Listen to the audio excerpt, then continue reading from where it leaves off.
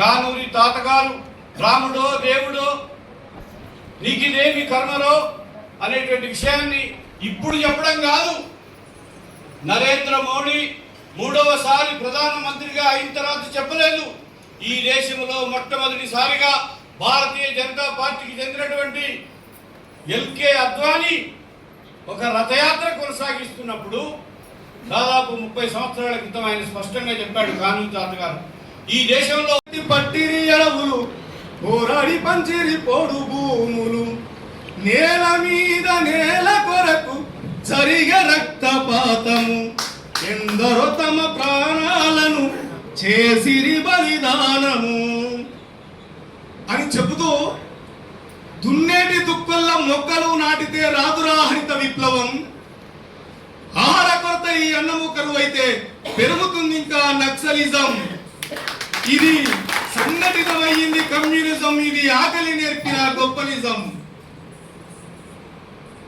నువ్వు ఇవాళ పోడుగొట్టే రైతుల్ని ఫారెస్ట్ అధికారులు పెట్టి వాటిలో చెట్లు నాటిస్తా ఉన్నారు. మరి ఇక్కడ కార్పొరేట్ సంస్థలు గుట్టల్ని కొండల్ని తవ్వి గూడాలని మొత్తం ఖాళీ చేపించి అక్కడ దండకారణ్యంలో అలాగే అరుణోదయ కళాకారులందరికీ ముందుగా విప్లవ ధన్యవాదాలు. కళలు అనేటువంటివి ఎందుకు ఎవరు చెప్పటం లేదు. కళలు అనేటువంటివి మనం పాడుకుంటే ఎందుకు కాదు, లేదా మనం పాడుకొని సంతోషపట్టేందుకు కాదు. ఈ కళలు అనేటువంటివి ఈ సమాజాన్ని, అంటే ప్రస్తుతం ఉన్నటువంటి సమాజాన్ని మార్చటం కోసం కళలు అనేటువంటివి అవసరం. కళలు ఎలా తోడ్పడతాయి అని చెప్పి ఇంతకుముందు యోచన గారు చెప్పారు. కళలు నిద్రపోతున్నటువంటి సమాజాన్ని తట్టిలేపుతాయి, కళలు పాటలు అలా ఉపయోగపడతాయి అనేటువంటి చెప్పాడు. అట్లాగే రోడ్ పాట ఏదైతే ఉందో ఒక అరుణోదయక వచ్చింది చూడండి.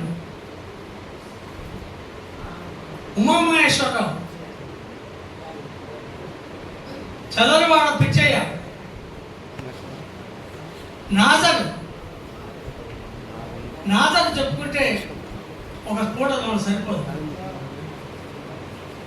ఆయనకు మీటింగ్లో బండ్లు కట్టుకొని వచ్చేవాళ్ళు, నాగర్ బుర్ర కథ వినాలి అని అంటే. అట్లా అక్కడ పాటలు వినపడుతుంది, కానీ ఆ పాటలు నేడు పల్లెల్లో వినిపించట్లేదు. వేరే రకమైనటువంటి పాటలు వినిపిస్తున్నాయి.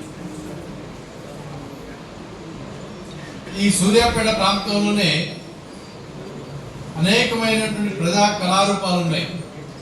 ఎందుకంటే శిల్పకుట్లకు సంబంధించి చెందినటువంటి మా బంధువు ఒక ఇంట్లో పాటిస్తానని నిబంధనావళి అంటే ప్రణాళిక వీటన్నిటి కూడా అరుణోదయ నిర్ణయాలకు కట్టుబడి ఉంటామని మీ అందరి ముందు ప్రతిజ్ఞ